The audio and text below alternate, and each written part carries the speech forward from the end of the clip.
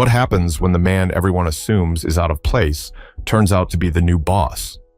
In one Dallas hotel, that answer left the staff speechless and unemployed. You ever seen a man walk into a room with quiet confidence, only to have the world look at him like he didn't belong there? That's exactly what happened to Donald Price one Friday evening in Dallas. Donald was 43 years old, a man who carried success in the way he stood, the way he moved. His tailored navy suit was crisp, his shoes polished, his expression calm. After a week of brutal negotiations in San Antonio that had stretched late into the nights, he wanted nothing more than rest. The Langmore Grand Hotel, a high-rise tower of glass and steel in the heart of downtown Dallas, was supposed to be his sanctuary. He pushed through the revolving doors, the cool blast of air conditioning brushing his face. The lobby was vast, marble floors gleaming, chandeliers casting a warm golden glow. Guests in evening wear sipped cocktails near the bar, while a pianist played soft jazz in the corner. Donald carried only a small overnight bag. No entourage, no fanfare, just a man who wanted to put his feet up after sealing a deal worth millions. But from the moment his shoes tapped across that marble, he noticed the stares. The front desk clerk, a young man with slick back hair, glanced at him, then at the bag, then back at Donald. His eyes narrowed, subtle but sharp, as though weighing whether this guest was supposed to be there. Donald caught the look, but brushed it aside.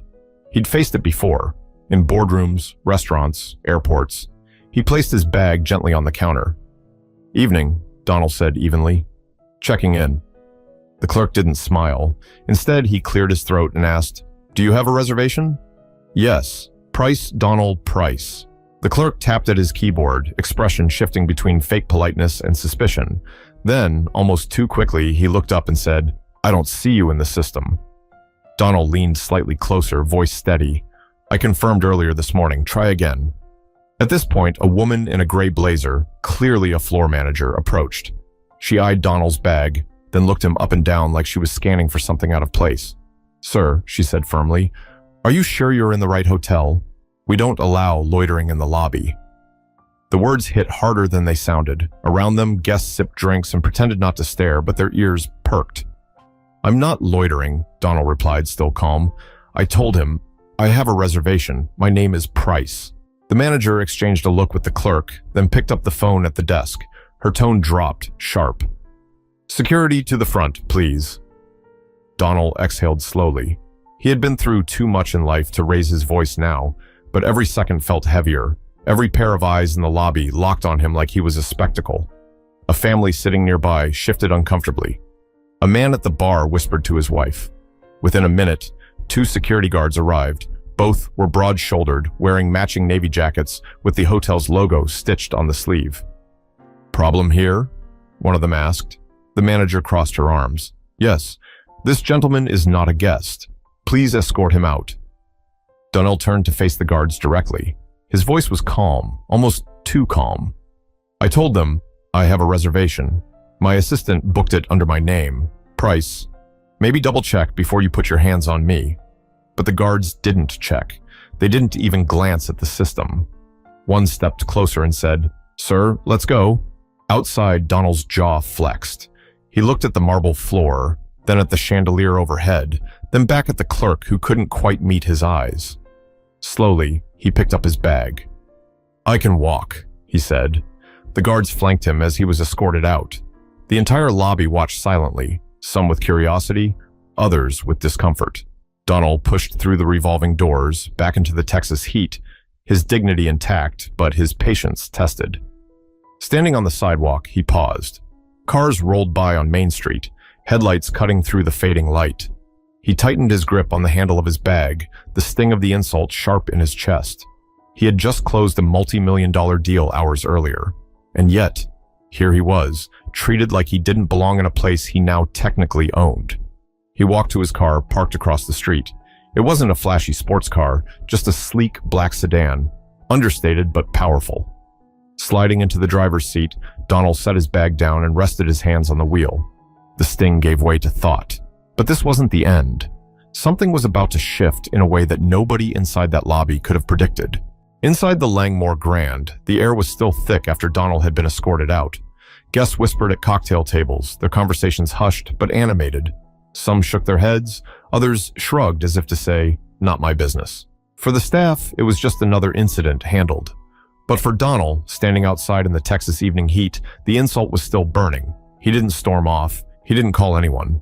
Instead, he stood by his car, staring back at the glittering hotel lobby through the glass doors, weighing every possible move. Donald Price had built his career on patience. Deals worth millions didn't come from rash decisions, but this wasn't about business strategy. This was about respect, something he had earned, but had just been denied. He reached into his jacket pocket and pulled out his phone. With one swipe, he called Kendra Lowe, his longtime assistant. She picked up on the first ring. "Donald? You checked in yet?" He let out a humorless laugh. "Not exactly." "What do you mean, not exactly?" "I confirmed with the front desk this morning you might want to hear this in person." "Can you get over here?" Kendra didn't waste time. "I'm 5 minutes away." While he waited, Donald leaned against his sedan, watching guests continue to file in. A couple in evening gowns stepped out of a taxi, greeted warmly by the very same staff who had just dismissed him. Minutes later, Kendra's silver Lexus pulled up. She stepped out, clutching a leather folder under her arm. Kendra was in her mid-30s, sharp, quick-witted, and fiercely loyal to Donald. She had been by his side through boardroom wars, endless negotiations, and the occasional scandal. She could spot an insult a mile away. "What happened?" she asked, her heels clicking against the pavement as she approached. "They tossed me out," Donald replied simply. Kendra froze. "What do you mean tossed you out?" "I walked in, gave them my name. Manager said I was loitering. Security came, walked me out like I was trespassing." Kendra's mouth fell open, then tightened into a thin line. "After everything, after buying this place, they treated you like that?" "Yeah," Donald said, his tone flat. "They didn't even check the system. Just assumed." She glanced back at the lobby, her eyes narrowing. "You want to file a formal complaint?" Donald gave a small shake of his head. "No. I want them to understand who they just embarrassed, and not tomorrow." Tonight, Kendra understood immediately. She opened her folder and pulled out the thick packet of acquisition documents, the ink still fresh from last month's closing. Donald looked at them, then back at the hotel. "Are you sure?" she asked quietly. "Absolutely," he said. "I'm not letting this slide." Back inside, the staff were already laughing about the incident. The young desk clerk whispered something to the manager, who smirked as she checked her phone. They didn't notice Donnell and Kendra re-enter the building. The revolving doors spun, and the room seemed to pause. Donald walked in with measured steps, Kendra close behind, a folder tucked firmly under her arm. The guards from earlier straightened, surprised to see him back so soon. "Sir," one of them began, but Donald raised his hand. "No need," he said calmly. "I know exactly where I'm going." The manager's smirk evaporated. She stepped forward quickly. "Sir, we've already asked you to leave." "You're not allowed to loiter." Kendra snapped open the folder, pulling out the top sheet of paper. Her voice cut sharp through the lobby. "This man isn't loitering. He's your boss." Gasps spread through the guests nearby. The pianist faltered mid-song, his fingers stumbling over the keys. Donald locked eyes with the manager, his expression unreadable. "You didn't even check my name," he said. "You didn't ask twice. You just assumed I didn't belong." The young clerk looked down at his shoes, his face flushing red. The guards glanced at each other, suddenly unsure of their footing. The manager opened her mouth, then closed it. Her voice cracked slightly as she said, "I don't understand." "Let me help you," Donald replied. "My name is Donald Price. I'm the new controlling partner of the investment group that owns this hotel. And you just escorted me out of my own property." The lobby went still.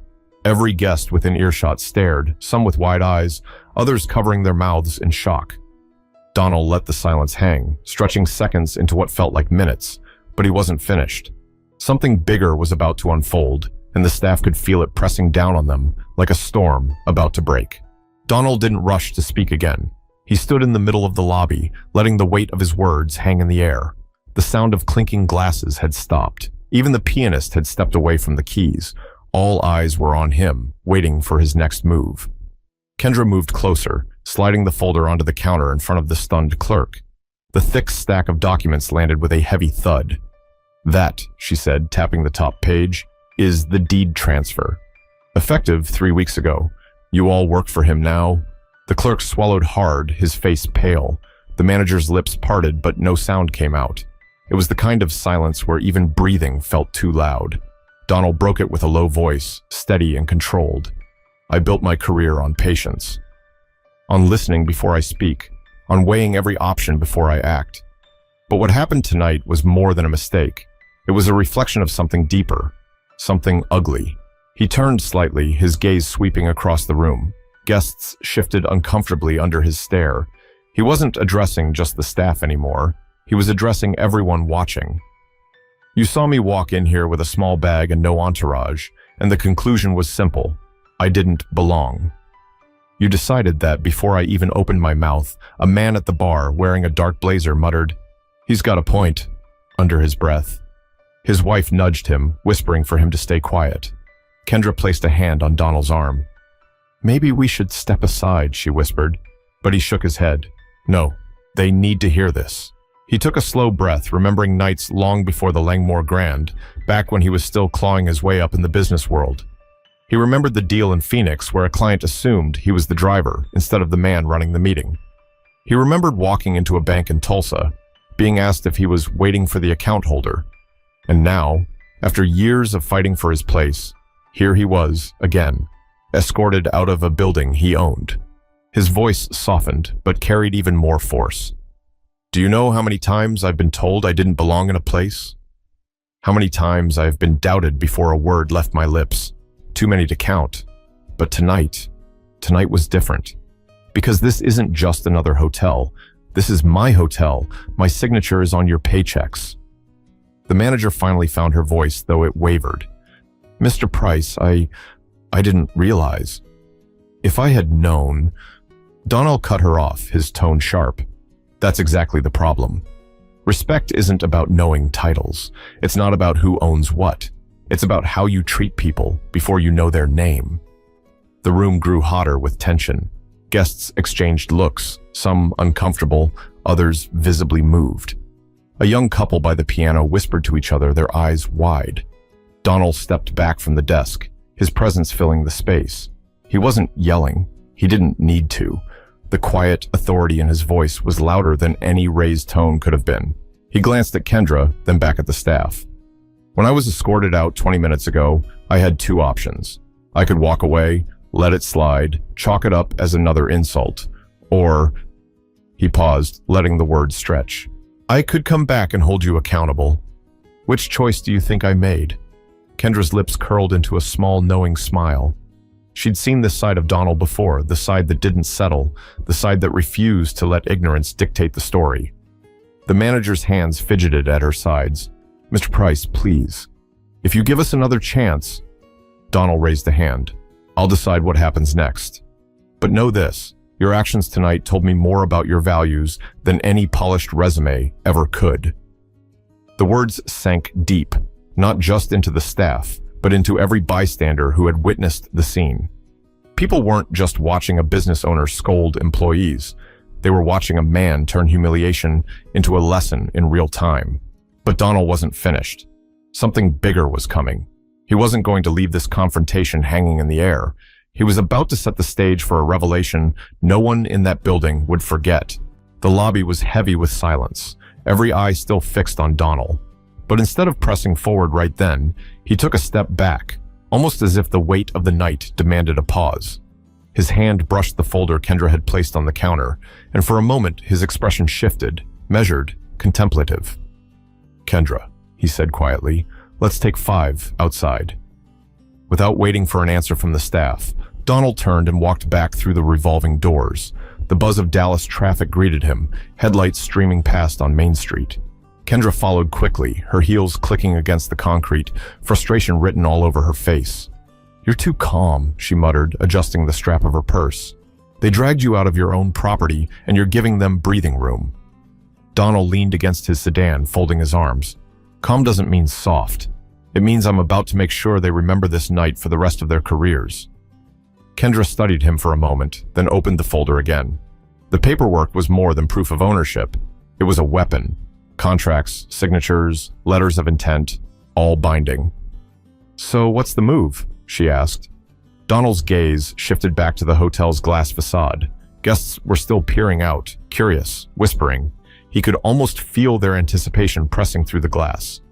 "The move," he said, "is to go back in, gather every employee who touched this situation, and show them exactly who's in charge." Kendra raised an eyebrow. "You're going nuclear tonight?" "Tonight," Donald replied firmly.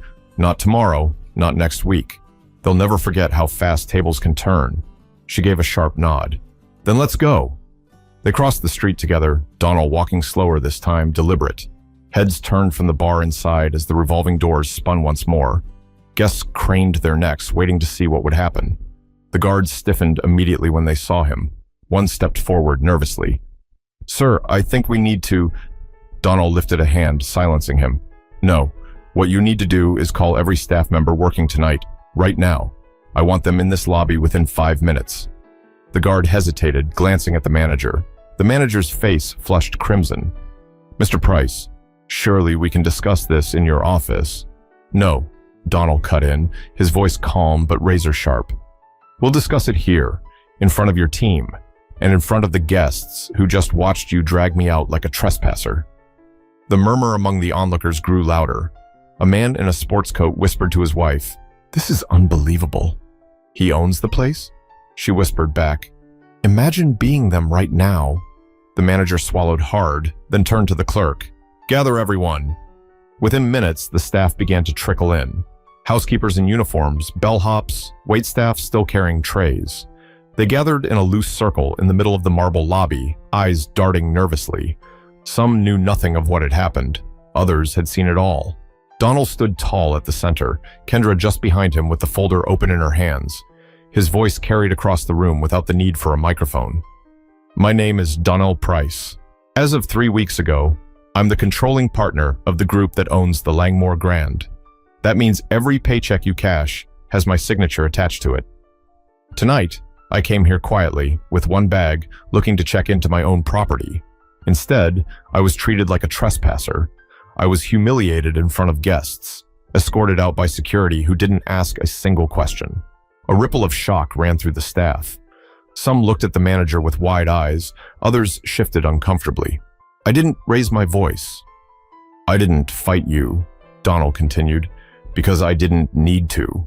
I knew the truth would surface soon enough, and now you all know it too." Kendra stepped forward, handing him a single page from the folder, the final signed deed. Donald held it up briefly, then laid it back down on the counter. "This paper says I own this place. But respect isn't written in ink. Respect is shown in how you treat people when you don't know their titles, when you don't know who they are.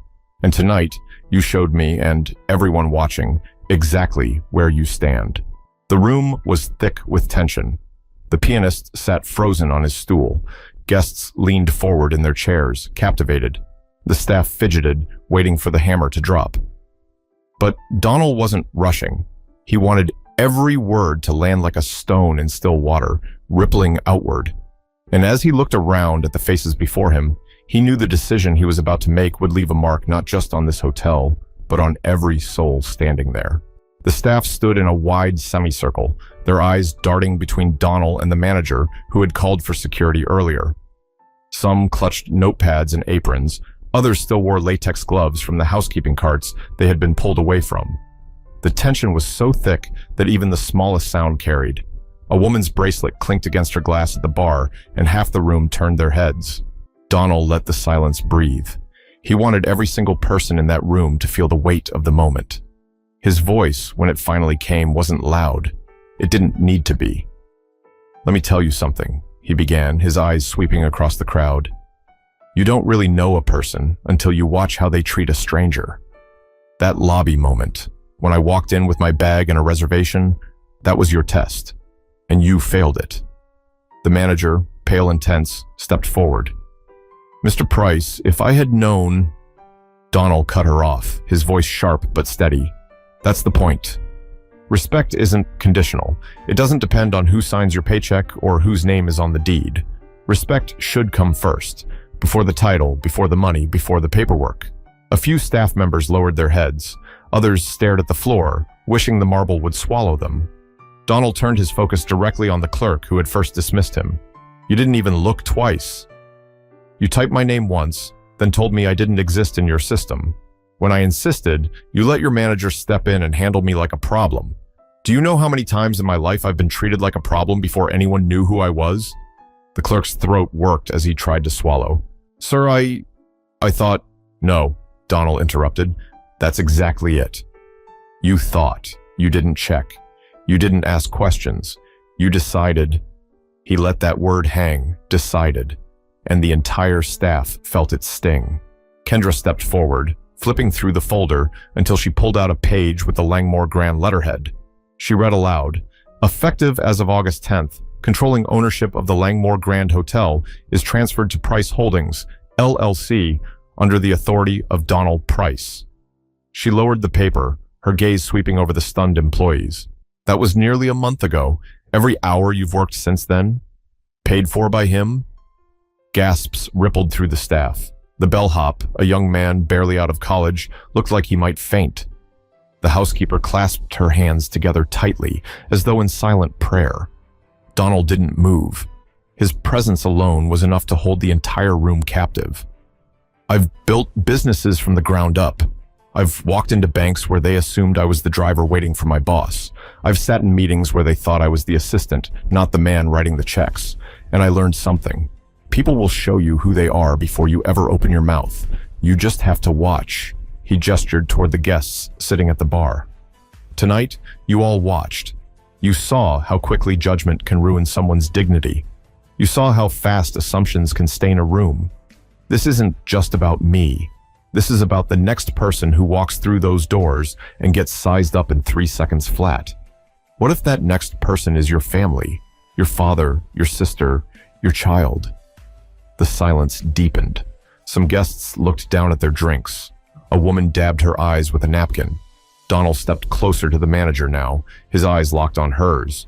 You called security before you even confirmed my name.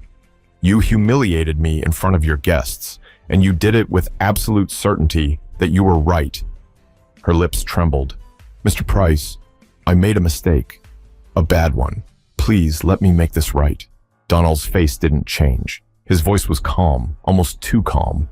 You don't get to decide that anymore. I do. The room seemed to lean forward as one, every soul waiting for what would come next. And in that moment, Donald knew he had them. He had their full attention. The decision he was about to make would echo through every corner of the hotel, but he wasn't going to rush it. He wanted them to sweat. He wanted them to remember. And he wanted every single person in that lobby, staff and guests alike, to understand the difference between assumption and accountability. Donald let the silence linger a moment longer. The tension was unbearable for the staff. Guests leaned forward in their chairs, some holding their breath, others whispering quietly as though they were sitting front row at a play. The entire lobby had become a stage, and Donald Price stood at the center. He straightened his shoulders. Here's the truth, he began slowly. Some mistakes can be fixed with training. Some can be corrected with apologies. But tonight's mistake, it showed me something that can't be fixed. It showed me arrogance. It showed me carelessness. And worst of all, it showed me a lack of respect for basic human dignity. He turned to the 2 security guards first. You, he said, pointing at the taller one. Did you even once check the reservation system before putting your hands on me? The guard shifted uncomfortably. No, sir. You didn't, Donald cut in. You didn't question the order. You didn't hesitate. You saw me, you made a decision, and you carried it out. That might make you efficient, but it makes you dangerous in the wrong hands. The shorter guard cleared his throat, looking down. We were following orders. Donald's voice sharpened. Orders don't erase responsibility.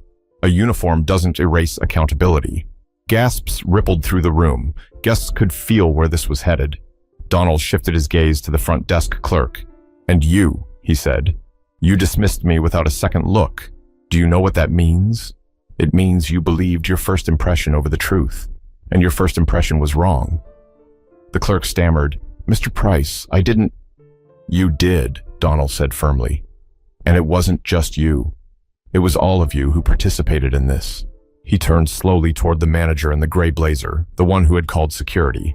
Her face was drained of color, her fingers twisting nervously at her side. She started to speak, but Donald raised his hand. "No excuses," he said flatly. "You had the power to pause, to ask questions, to confirm. Instead, you jumped to the harshest response possible. You dragged a man out of his own hotel in front of dozens of witnesses. You didn't just make a mistake. You led others into it." Her lips trembled. "Please, Mr. Price, You're finished here," he said coldly. The words fell like a hammer. Gasps and murmurs broke out among the crowd. Guests exchanged wide-eyed looks. Some staff members looked horrified. Others seemed relieved, as though a weight had finally been lifted. Donnell didn't stop there. He looked back at the guards, then at the clerk. "And you three, security and front desk, you're finished too. Effective immediately." The announcement hit like a thunderclap. The young bellhop whispered, "He just fired them," under his breath, his eyes darting around in disbelief. The pianist muttered, "Never seen anything like this," as he stepped back from his bench.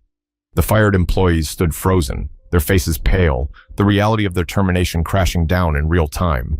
One of the guards opened his mouth as though to protest, but the words never came. Donald continued, his voice still calm but carrying a razor's edge. "The rest of you, take note. I don't expect perfection, but I expect respect. I expect you to treat every person who walks through these doors with the same dignity you'd give a head of state, or the janitor who cleans the restrooms. You don't know who you're dealing with until you know, and if you don't learn that lesson, this job isn't for you." The staff hung their heads. The guests were silent, watching history play out before them. Kendra stepped closer, sliding the signed deed back into the folder. Her expression was stern but calm. "You've just seen what accountability looks like," she said, her voice carrying across the lobby. "This hotel will not operate the way it did before." Not under his leadership, Donald looked around once more, his eyes steady. "I don't fire people lightly, but I will never tolerate arrogance disguised as professionalism. Tonight was a turning point. For me, for you, and for this hotel. Remember it." The air in the lobby felt electric, every word burning itself into memory. People knew they'd be telling this story long after the night ended, but Donald wasn't quite finished. He had one last lesson to share, one that would outlive the firings, the embarrassment, and the spectacle of the evening. The silence that followed was almost sacred. Donald stood in the center of the marble lobby, the manager and her staff still frozen where they had been dismissed. Guests whispered to one another, but most were too stunned to say anything at all.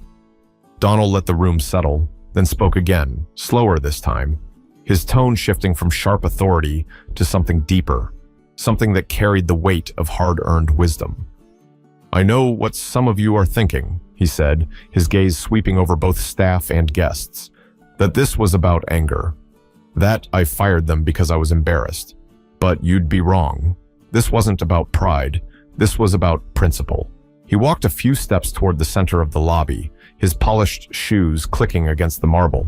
When you dismiss someone without listening, when you judge them before you know them, you do more than make a mistake. You tear down the dignity of another human being. And that kind of damage doesn't get fixed with a quick apology. The guests were hanging on every word. Even those who had been sipping cocktails earlier now sat forward, elbows on their knees, eyes locked on him as though he were delivering a sermon. Donald continued, his voice steady and low, but carrying to every corner of the room. "I wasn't born into money. I wasn't born into boardrooms and high-rise offices. I grew up being told no more times than I could count, told I didn't belong, told I wasn't the right fit. And every time, I had two choices: walk away or stand firm. Tonight, when they threw me out of my own property, it reminded me of every one of those moments." Kendra, standing just behind him, watched closely. She had heard parts of this before in private conversations during long flights and quiet car rides, but she knew he had never shared it like this, to strangers, in the raw. "I didn't fight back at the desk," Donald said, shaking his head slightly. "I didn't argue when security flanked me. I walked out with my bag in my hand, but walking away doesn't mean weakness. Sometimes it means patience, because 20 minutes later, I had the chance to return with the truth in my hand. And when the truth shows up, lies and assumptions fall apart." The manager, her face pale and eyes rimmed with red, shifted slightly as though she wanted to speak. But Donald's voice cut through before she could. I want every person in this room, staff, guest, whoever you are, to leave here tonight with this lesson. Respect should never depend on appearances. It should never depend on titles, bank accounts, or assumptions. Respect is the one thing you can give freely that costs nothing, but says everything about who you are. A murmur of agreement rose from the guests. Someone clapped once, then stopped, as though unsure if applause was allowed in a moment like this. Donald wasn't finished. His voice softened, almost conversational now, as though he were speaking to a friend across a table. You might never own a hotel. You might never sit at a boardroom table, but you will face moments where you're judged unfairly, or where you judge someone else too quickly. And what you do in those moments will define you far more than any resume ever could. He paused, scanning the room once more, then added quietly, remember this, power is temporary. Titles come and go, but character is permanent. The weight of those words seemed to settle into every person there. A woman near the piano wiped her eyes with a tissue. A young bellhop swallowed hard, clearly shaken but thoughtful. Even the guests, who had originally whispered in judgment when Donald was escorted out, now looked humbled, their earlier assumptions laid bare. Donald took one final breath. This hotel will change under my leadership. But more importantly, I hope some of you will change how you see people. Because tonight, you all witnessed how quickly assumptions collapse under truth.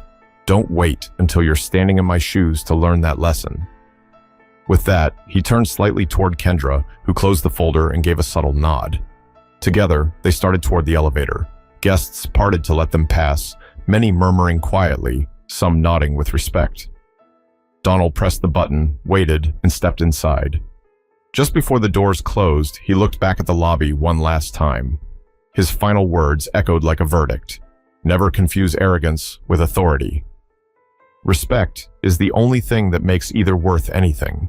The doors slid shut. For those who had witnessed the night's events, the story would be told and retold. A lesson not just about ownership, but about dignity. And for you watching right now, ask yourself, how do you treat people when you don't know who they are? Because that answer says more about you than anything else.